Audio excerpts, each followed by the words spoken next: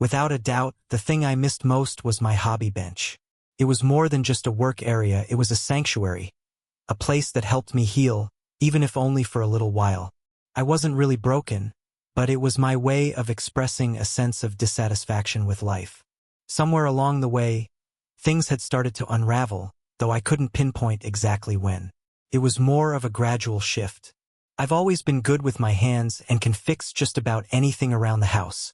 I can't stand calling a repairman for a simple job, especially when I have to pay him a small fortune for work that's barely up to par.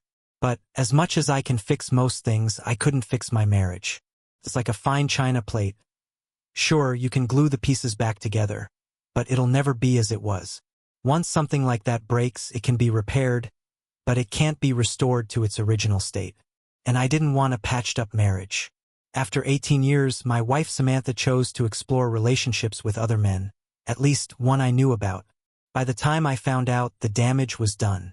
It took a while for me to fully acknowledge the issues in our relationship. I kept thinking everything was fine. We got married right after high school, had our daughter Olivia right away, and despite complications that made having more children impossible, we were content with our little family. My job as an auto body man paid the bills, though I didn't see much of a future in it. I could have opened my own shop, but I never had the desire to own a business. As long as I made enough to get by, that was all that mattered. Samantha, on the other hand, was always more ambitious than I was.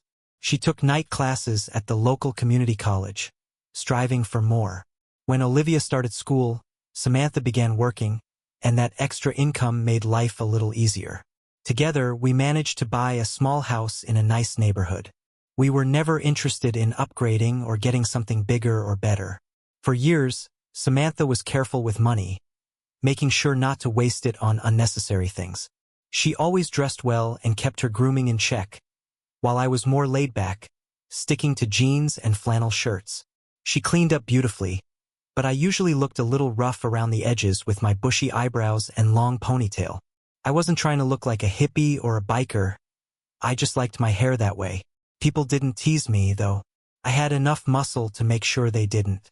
The only downside was how my appearance sometimes embarrassed Samantha when we went out. She never said anything, but I could always sense it. As Olivia got older, Samantha spent more time at work and became an expert in insurance claims. She really enjoyed her job and ended up making more money than me without ever mentioning it. By the time Olivia was in high school, Samantha had transformed into a sophisticated businesswoman.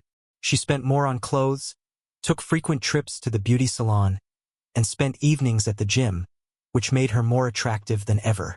Meanwhile, I stayed the same, grungy and rough around the edges. As our marriage continued to evolve, it was clear things weren't going well. Over the years, my bond with Olivia grew stronger. I spent more time with her than Samantha did, and our relationship deepened. Samantha was either at work or catching up on work at home. Family time became scarce as Samantha's career took off. We spent less and less time together, and I began to sense that I was no longer the man she had once dreamed of building a life with.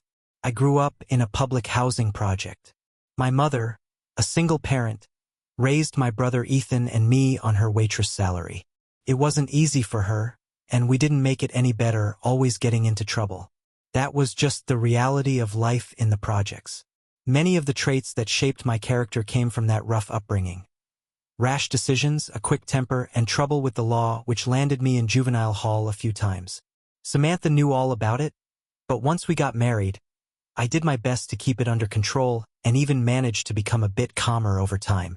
As Samantha and I drifted apart, I found comfort in my basement hobby shop, a small, dark space where I could escape. I was troubled by the state of my marriage, but didn't know what else to do.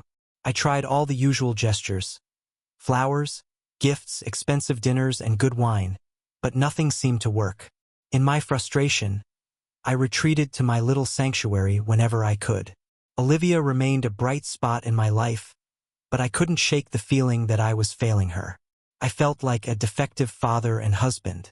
Was that how I really felt, or was it something Samantha had made me believe? She loved me, after all. She would never intentionally make me feel that way. To distract myself from the growing realization of my shortcomings, I spent countless hours building electronic gadgets. Nothing too fancy, just simple things you could find anywhere. My first project was a fake video surveillance camera. It was fun to make, even though it didn't serve any real purpose. As I gained more experience, my projects became more intricate, though I still remained just a hobbyist, a tinkerer. On weekends, Olivia and I often visited yard sales and flea markets. She collected vintage clothes, while I hunted for old electronics and remote-controlled toys.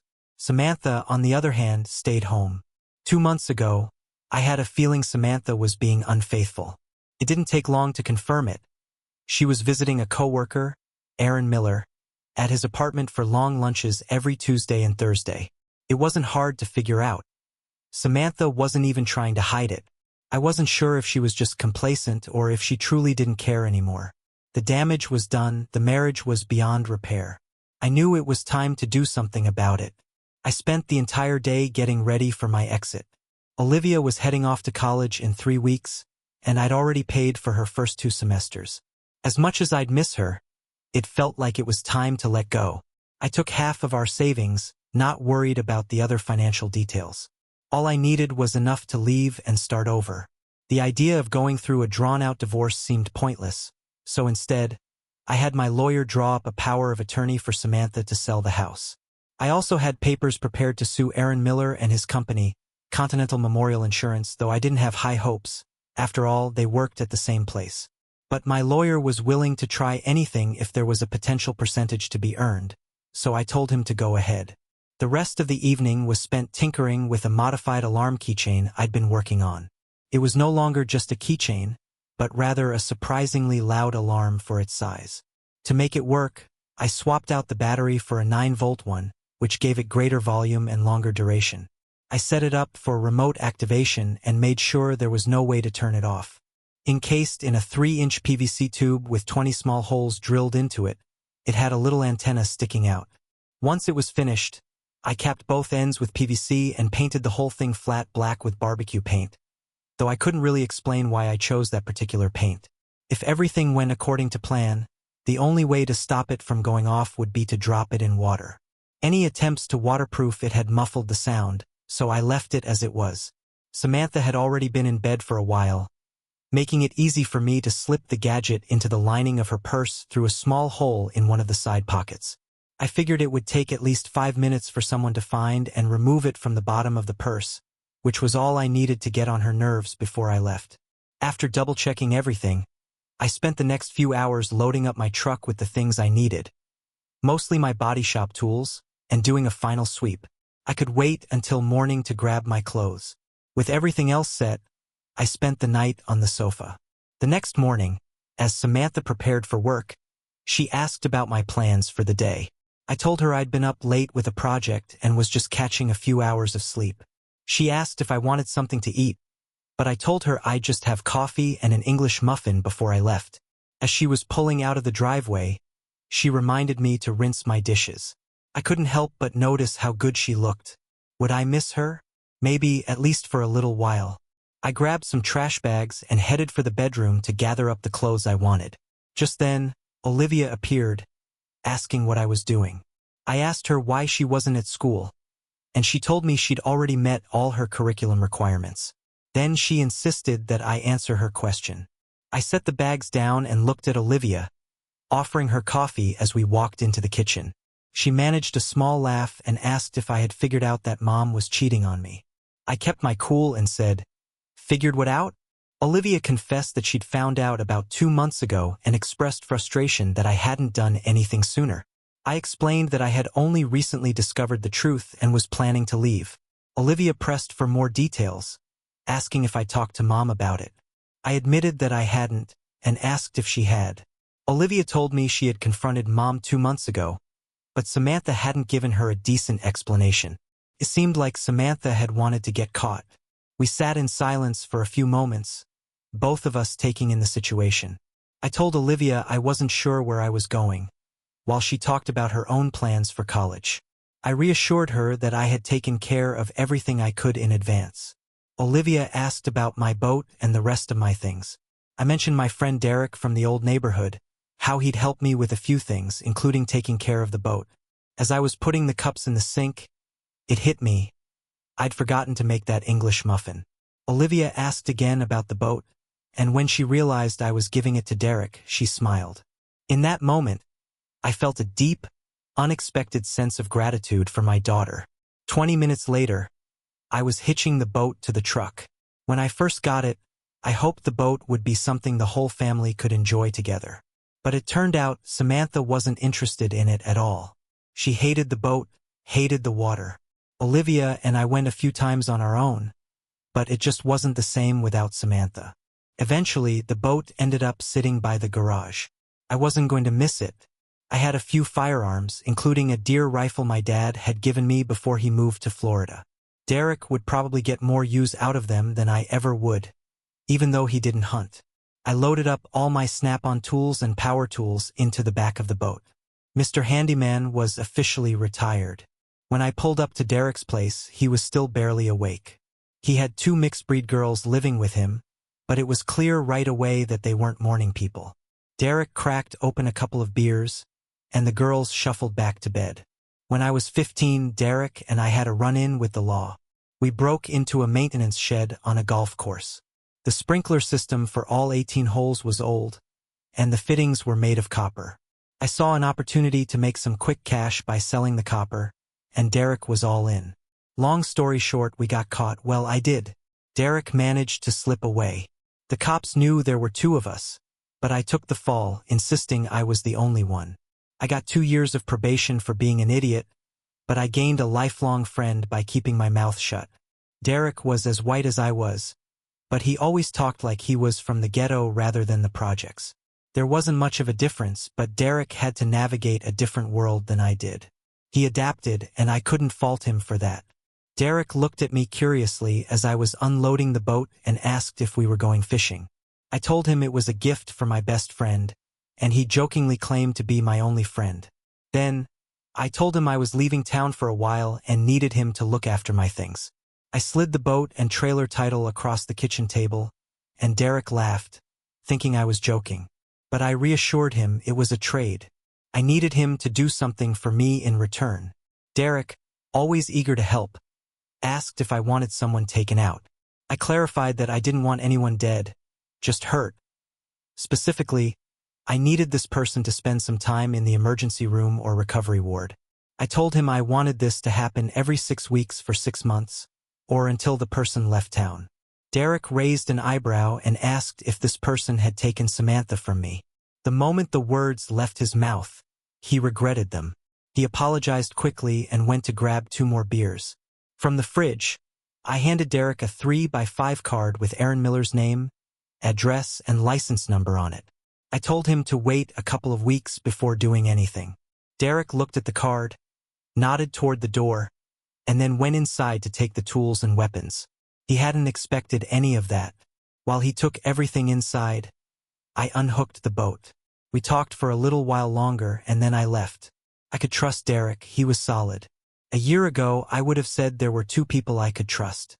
Now, there was just Derek. It was Tuesday when Samantha and Aaron walked out of the office building, right at 11 o'clock, and climbed into his Lexus. I knew exactly where they were headed, so I had no trouble tailing them to Aaron's apartment. It wasn't some passionate rendezvous. They were just acting like a married couple. I gave them 15 minutes to get settled before hitting the button on the remote control. Nothing happened. The damn thing didn't work. What the hell had I done wrong? I got out of the truck, walked toward the building, and pressed the button again. Still nothing. As I stood there, weighing my options, desperation took over.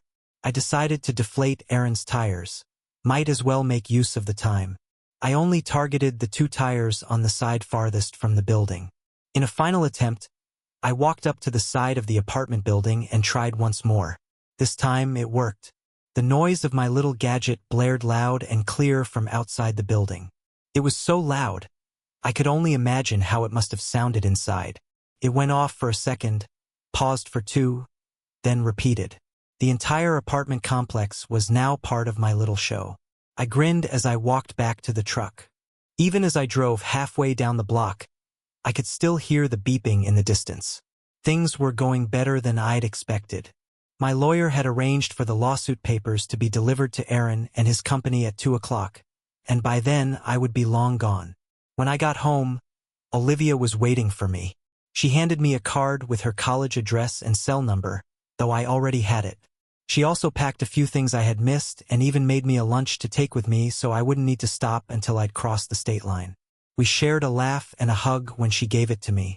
I left the power of attorney and my wedding ring on the kitchen table. Olivia told me she'd be happy to explain things to her mother. My tools were packed in the back of the truck, tucked under the bed cover, while my personal things were shoved behind the front seat. As I drove away for the last time, my phone rang. It was Samantha. I turned it off. Part of me was curious to hear what she'd say, but I wasn't about to give her the satisfaction of responding. I took Interstate 81 South as my escape route, not stopping until I reached Chattanooga. I ended up at a seedy motel, but at least there was a bar next door. Big mistake. I drank far too much, and when I woke up, I found out that one or more of the local guys had helped themselves to my body shop tools. The truck bed was empty, though they'd left the cab untouched. Maybe they had enough integrity, or maybe they just couldn't carry any more. I showered, shaved, and put on fresh clothes after a much-needed breakfast at a local Waffle House. Then I hit the road again, heading toward Nashville. I was kicking myself for being so careless, trying to figure out what to do next without my tools. I wasn't even going to bother trying to get a body shop job without them. Instead, I found a spot at one of the nearby fast food joints and started going through the help wanted ads. Most were commission-based or minimum wage positions. None of the normal jobs seemed to fit until I came across a small 3-line ad. Wanted auto damage appraiser. Must have body shop experience. Conrad Insurance Company. I turned my phone back on, called the number, and got the details. A name, address, and an appointment in an hour. I ignored the 5 missed calls from Samantha and plugged the address into the GPS. I like to be early, so I left immediately. As I arrived, I realized I wasn't dressed for a job interview. But at that point, it was too late. What they saw was what they got. There were 3 other guys in the waiting area, all well-dressed and looking sharp, each holding a folder I assumed contained their resumes. They all went into the manager's office, stayed for about 5 minutes, and then left looking unhappy. At that point, I felt pretty confident I couldn't do worse than they had. The guy behind the desk was dressed well, but the clothes didn't quite suit him. He looked rough. His skin cracked and faded tattoos peeked out from under his shirt sleeves. But it was his hands that caught my attention. They were calloused and gnarly, just like mine. This guy wasn't an office exec. He was a metal beater who happened to be wearing business attire. When he caught me smiling, he returned the gesture, though briefly. He quickly skimmed the interview form I'd filled out in the lobby, which I'd left half-finished. It wasn't an attitude problem. I just didn't have the info to fill in the blanks. Carter. Benjamin Carter. I clarified. No, I'm not related to the famous author. He seemed relieved, as though that was a concern, and he mentioned that he wouldn't want intellectuals hanging around the office. Chad Parker. The man introduced himself. He then asked what had brought me in. I assured him I wasn't trying to pull anything over on him. I'd seen people try to con their way into jobs, and I didn't want to be one of those people. I explained that I had gotten drunk the night before in Chattanooga, and while I slept it off, my entire shop setup was stolen from my truck. I added that it's hard to get a body shop job without the right gear, so this seemed like a decent alternative. Chad seemed to understand, but I could tell he sensed there was more to the story. I admitted that my judgment had been clouded after learning my wife had been cheating on me after 18 years of marriage. He asked where my wife was now, and I told him she was in Pennsylvania. Chad then called Claire, a woman in her mid-40s, to bring us 2 coffees. She set them down in plain white ceramic cups, no cream or sugar.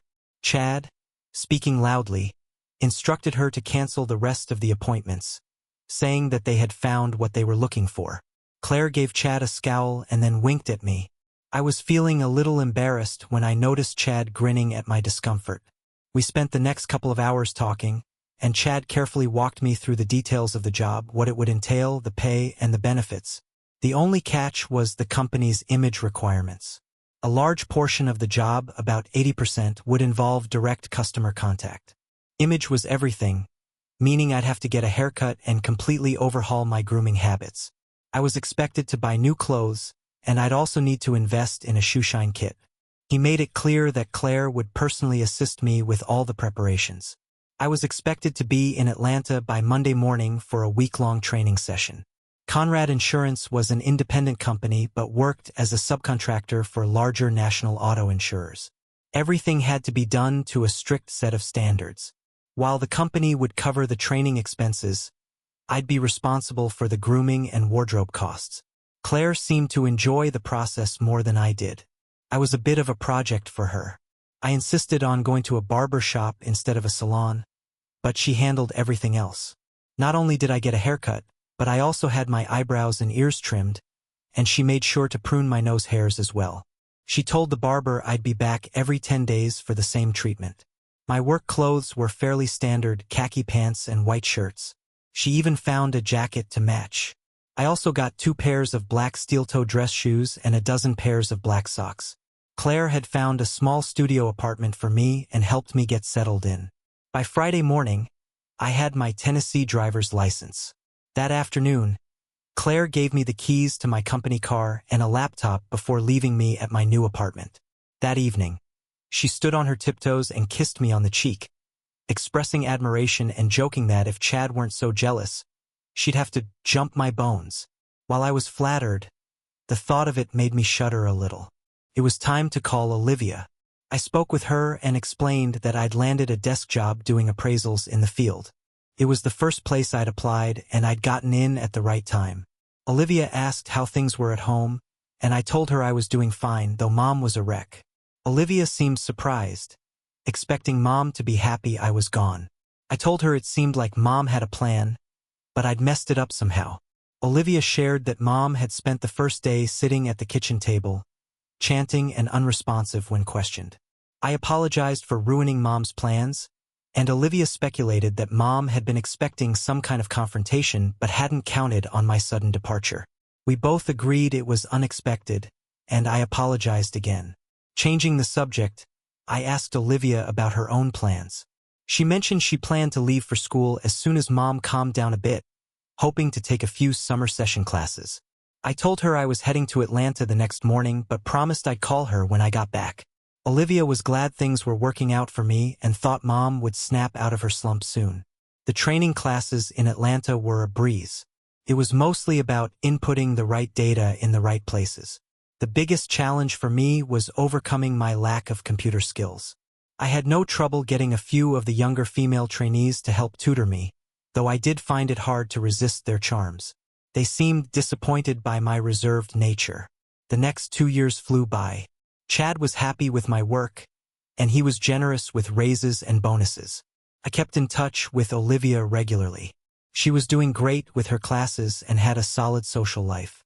It was nice to see her dating, though as a father, I felt a little uneasy about the whole thing. She laughed off my concerns. I never heard from Samantha. There didn't seem to be any effort on her part to get in touch. I wasn't hiding, so if she'd wanted to find me, it wouldn't have been hard. Samantha sold the house and used the money to prepay Olivia's tuition. Then she disappeared.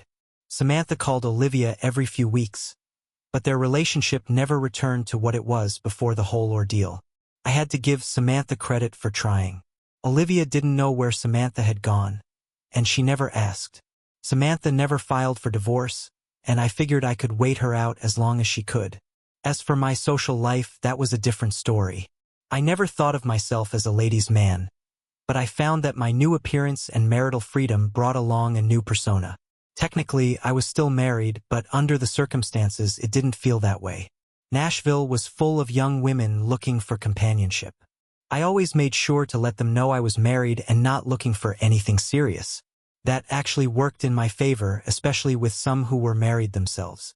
I was careful to avoid dating any married women more than once and never brought them back to my apartment. With the single ones, it didn't matter too much, as long as they knew I wasn't husband material. Chad had hired 2 more guys to do the same job I did.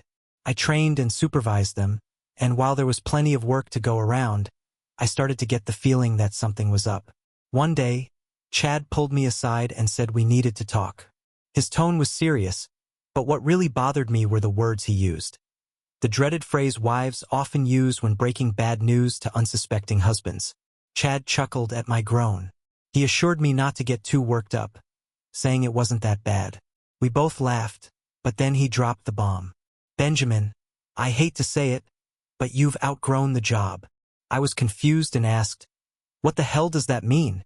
Chad explained that I was capable of more than my current position, and while he had no complaints about my work, he thought I should be considering the next step in my career. Feeling a bit defensive, I asked if he was firing me, but he quickly reassured me that wasn't the case. He clarified that he was encouraging me to think about moving on. Just then, Claire walked in with 2 cups of coffee, unprompted. She leaned in and whispered in my ear, loud enough for Chad to hear, that Chad was afraid I might steal her away. She winked at me and added, don't worry. If he lets you go, I'll go with you. Chad groaned, and as Claire left, the sound of her giggling lingered, sending a chill down my spine. Chad then informed me about a job interview in Houston on Friday. American Consolidated Claims needed someone to run their national appraisal division, and Chad had already spoken to them about me. I asked why they wouldn't hire younger, qualified college grads, and Chad explained that they'd tried that 3 times, but it hadn't worked out. Curious about his motives, I asked, what's in it for you? I don't get it. Chad revealed, in about 4 years, Claire and I are planning to move to Gulf Shores. ACC has agreed to buy the business when I'm ready to sell. I realized he wasn't doing this out of goodwill. He was using me as part of a transaction. He admitted, exactly. See, I always said you were smart. We both had a laugh at his transparent but clever attempt to take advantage of the situation.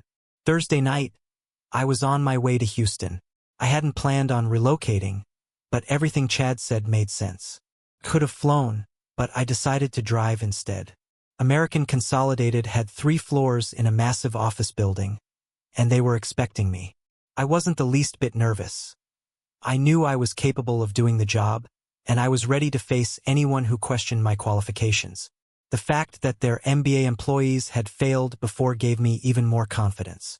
The first 2 interviews went smoothly. During the 3rd one, however, one of the young middle managers started asking about my formal business training, only to be immediately shut down by his boss. I appreciated the support, but it left me feeling uneasy. I spent the final hour with the human resources director, discussing salary and benefits as though my acceptance was a done deal. To be honest, by that point it pretty much was. It would have been hard to turn down this job. It was lunchtime, and my host was eager to show off the company cafeteria. The floor we were on was massive, nearly the size of a basketball court. Field offices lined the outer edges, and cubicles filled the center. My host seemed optimistic that I would enjoy working there. I echoed her sentiment, telling her I thought American Consolidated Claims was a top-tier organization. I joked about the occasional mix-up between 2 department heads named Carter, clarifying that I had no relatives in Houston. Out of the blue, she mentioned a distant relative named Samantha, which caught me off guard. As we walked, I spotted Samantha across the room. Despite the change in her hairstyle, she looked radiant, chatting with a small group of employees. I couldn't help but stare at her, almost as if in a trance, and ended up bumping into a mail cart, causing a small commotion. Samantha noticed my gaze, clearly surprised, and I seized the opportunity to quickly leave the floor. When my host asked if something was wrong, I explained that I had gotten distracted by the layout of the operation. The elevator ride to the cafeteria felt like it lasted forever. I thanked Ms. Benson for her assistance and explained that I had decided to decline the offer. She stood there, speechless, as I quietly exited the building. I knew it was a great opportunity and that I might regret turning it down later. But in that moment, the thought of being near Samantha regularly was more pain than I was willing to endure. I wondered why she hadn't filed for divorce yet, and secretly hoped she would take her maiden name back once she did. Chad would be furious, but I'd deal with that when I got home. 12 hours later, I was back in Nashville. Chad was surprisingly more apologetic than angry. He expressed regret, saying, "Sorry, Benjamin. I had no idea your ex was working at ACC." I sat across from his desk and smiled as Claire walked in with 2 cups of coffee. I reassured Chad, telling him there was no way he could have known, and it wasn't anyone's fault. I admitted, "If I had more guts, I would have just taken the job and faced her. As you can see, that didn't happen." Chad responded, "That doesn't make you less of a man, Benjamin. There's no way you could have come out ahead in that situation. I probably would have done the same. I'm sorry if I messed up your deal with them." He laughed a little, setting down his coffee cup. No worries, Benjamin. They still want you, and the deal is still on. Life continued on as it had for the next few years. Olivia graduated from college and married a nice guy from Cleveland. I was able to attend the wedding and give her away, but I didn't stay for the reception. Samantha was there, looking beautiful. It was incredibly difficult to avoid her, but I managed. Olivia was disappointed that I didn't stay for the entire day, but she understood and was glad that I showed up. I was happy that Samantha got to see our only daughter get married, and in my spare time, I started taking college classes. It made more sense than spending nights at bars trying to pick up women. Most of the other students were older, and a few of the women were willing to fill the void left by the bar girls. Chad was more than happy to cover the cost of my classes. Eventually, Chad retired, and all the terms for selling the business were finalized. Since I'd expressed my reluctance to stay with ACC, Chad set up an interview for me with a Chicago firm. Despite my reservations about moving there, Chad assured me that the employment package was fantastic, especially considering the competitive job market. When I arrived at the Universal Amalgamated Insurance Building, I was taken to the 18th floor, where I saw the name on the door, EMT Peak. To my surprise, the same executive from ACC who had defended my qualifications during the interview in Houston was there. The first 30 minutes went smoothly, but then things took a turn. Mr. Peak expressed his disappointment over my sudden departure after our conversation in Houston, though he said he understood when he learned the full story. I apologized for leaving so abruptly and explained that I wasn't ready to deal with the consequences the job would have brought. Mr. Peak then asked if I had figured out a way to handle difficult situations better. He mentioned setting up another interview for me, then asked a seemingly unrelated question about a small glass dome on Samantha Carter's desk at ACC. The question about Samantha caught me off guard, and I began wondering what connection she had to this interview. He wanted to know the purpose of the black object inside the dome, revealing that Samantha had relocated to Chicago. Mr. Peak spoke highly of her, emphasizing how valuable she was to the team, and urged me to compliment her. I felt trapped and explained that the black doodad was a small item I had made for my wife before we separated, unsure why she kept it. Mr. Peak then asked about its significance, and I decided to end the interview, telling him that Samantha would be the one to explain its purpose.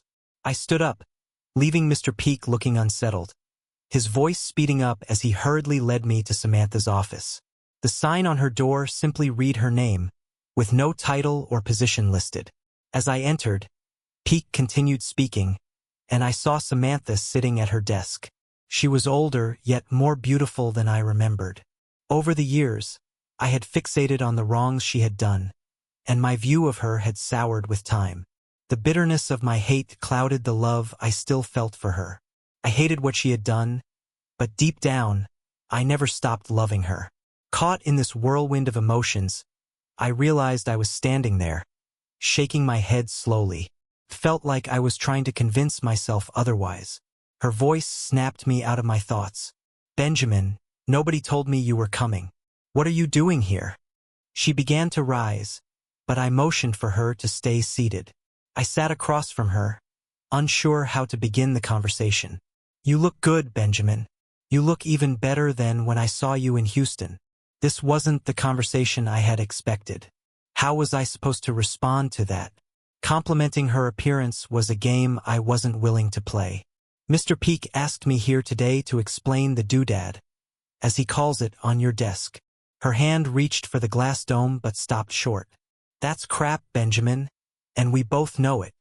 He offered me the job again. He was disappointed when you turned him down in Houston." I didn't respond. I just sat there, I had no idea where this conversation was headed. She continued, I wanted to talk to you, but you were gone before I could catch you. Why would you want to do that?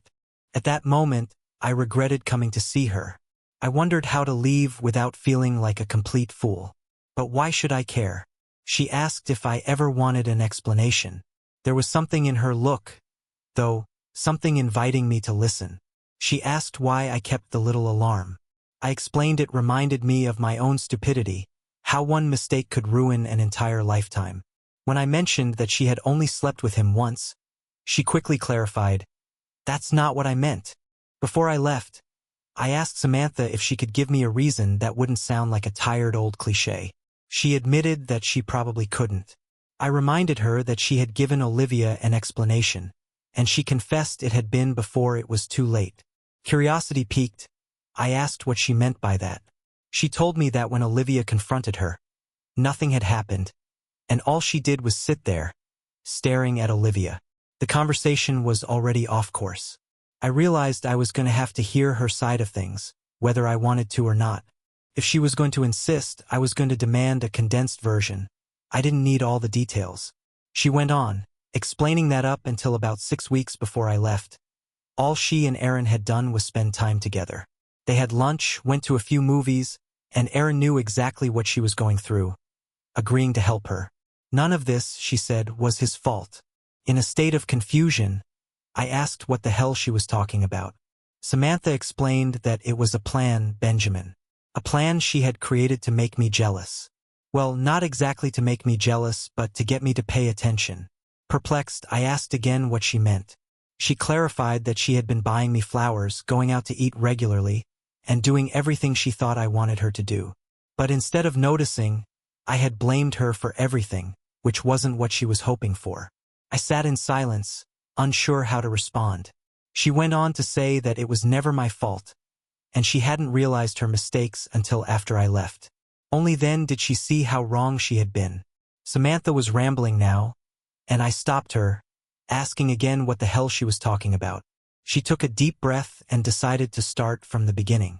It all started when Aaron joined the company. She immediately noticed him. He was well-dressed, well-groomed, and well-mannered. Everything I wasn't. I asked if that's when she decided she wanted him.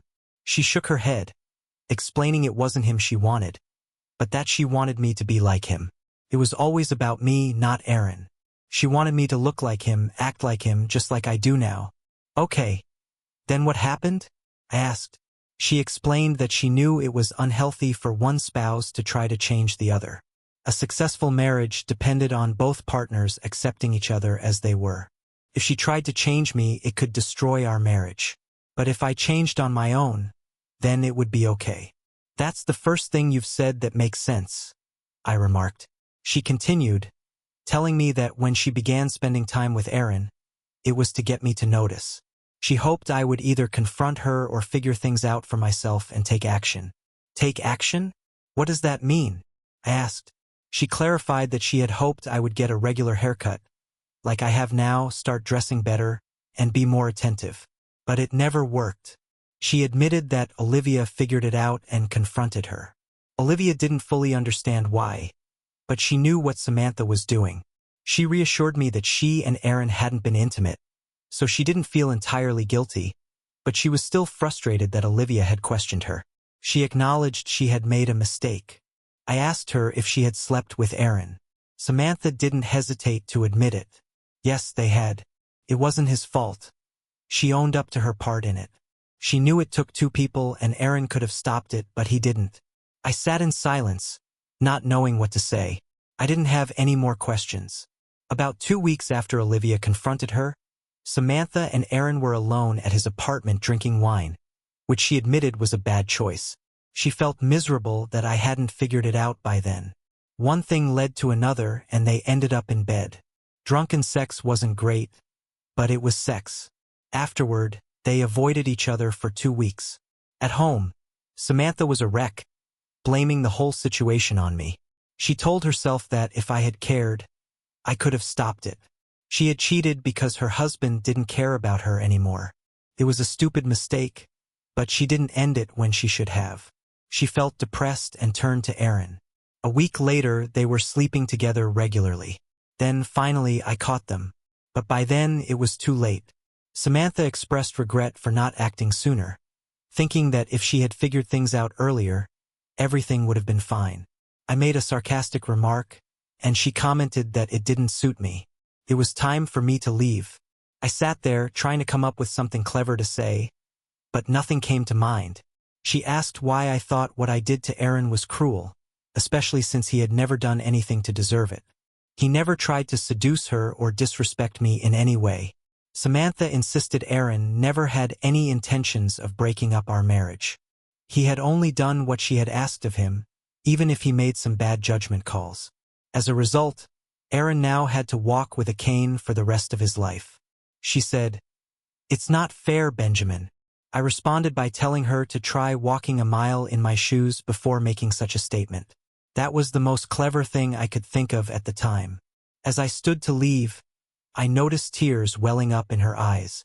When I walked out the door, I heard her sob. 8 hours later, I was back in Nashville. Chad was disappointed when I gave him the news, but he did offer me a generous severance package. I called Olivia and told her everything about the conversation I had with her mother. I suggested she try reaching out to Samantha, but Olivia didn't seem too eager. A week later, I left Tennessee with a new pickup truck and a comfortable bank balance. My journey took me to Yuba City. Darren Lambert had made the decision to sell his auto body shop and move to Hawaii. I was familiar with the business and confident that I could handle it while still sending Darren and his wife a nice retirement check every month. The operation was a neat one, located just outside of town, and it included a small 2-bedroom cottage in the back. Everything I needed. 10 men came with the business and I kept 6, letting the slackers go.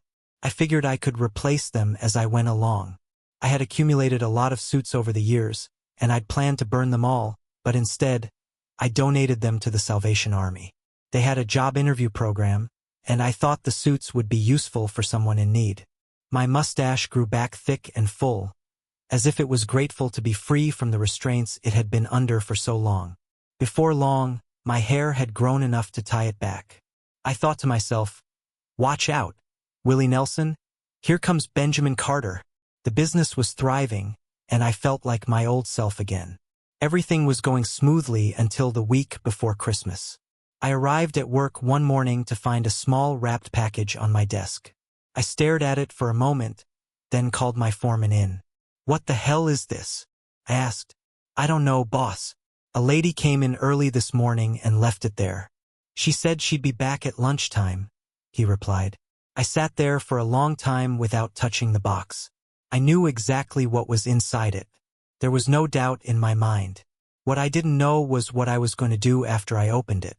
I poured myself a hot cup of black coffee and continued to stare at the box for a few more minutes. Then, for reasons I couldn't explain, I began to unwrap it carefully, almost as if I didn't want to tear the paper.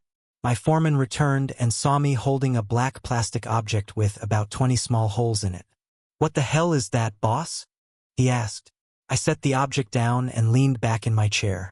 "I'll tell you after lunch."